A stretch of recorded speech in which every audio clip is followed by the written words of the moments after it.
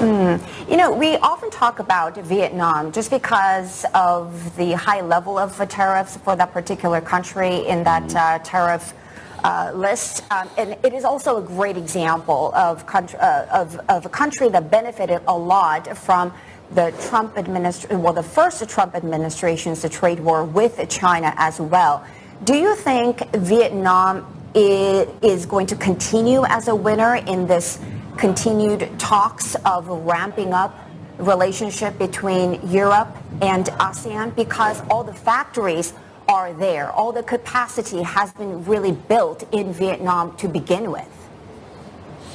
Well, I think Vietnam's done a great job. First of all, Vietnam has an FTA with the EU, and we've seen huge growth in trade and indeed huge growth in investment on the back of that FTA with Europe.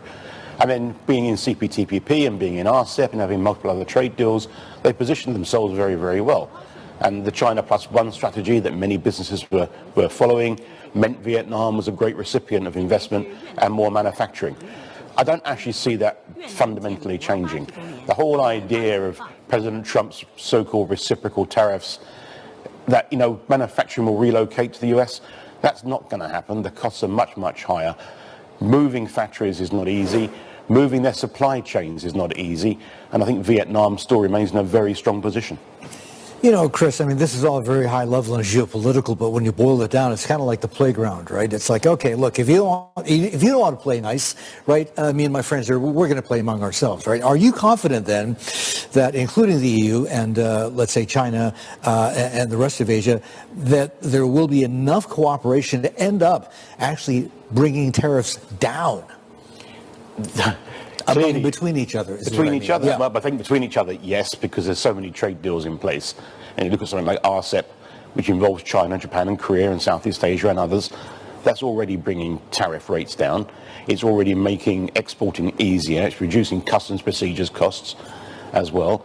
CPTPP is another one. And I think you will see more and more trade deals being done between Europe and all of Asia, particularly here in Southeast Asia. That will make businesses much easier, or make the cost of doing business much lower as well. It will open up new markets and open up new opportunities. So I think that's the way we're heading. We were heading in that direction anyway. I think what's happened from April the 2nd, with ridiculous numbers being generated out of the ether, means that is going to accelerate as a process. We better get a move on. Exactly, and that's clearly what's happening. And I think the instruction to negotiators for trade deals is, please try and accelerate these discussions. That's kind of ironic. Goodness, yeah.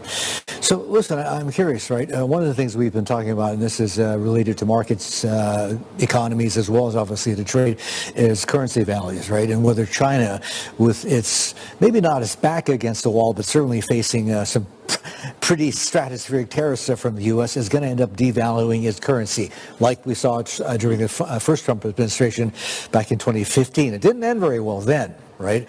And this is something that I think the rest of Asia is very, very nervous about. From the people that you've been talking to, right, how real is that risk, do you think? Well, I was with ASEAN finance ministers last week in KL. Okay. They were very, very concerned about the impact of the Trump tariffs, not just on trade numbers, but actually on the general economic growth and on currency issues as well. And they need to be very mindful of this. Now, I think we're not in the same position as we were 4 years ago, 8 years ago. The currencies, the economies, particularly in Southeast Asia, are stronger than they were then. They're more resilient than they were then. And they've been hedging their bets more. So I don't think you're going to see a huge amount of downward pressure on currencies here in Southeast Asia. All right, it's good to know. Chris, listen, great to talk. Thank you so much for dropping by. I appreciate it very much and enjoyed it. Thank you very much. All right, safe travels, and come see us again very soon. Well, indeed. Thank you. Pleasure's been ours. Chris Humphrey there from the EU ASEAN Business Council joining us live.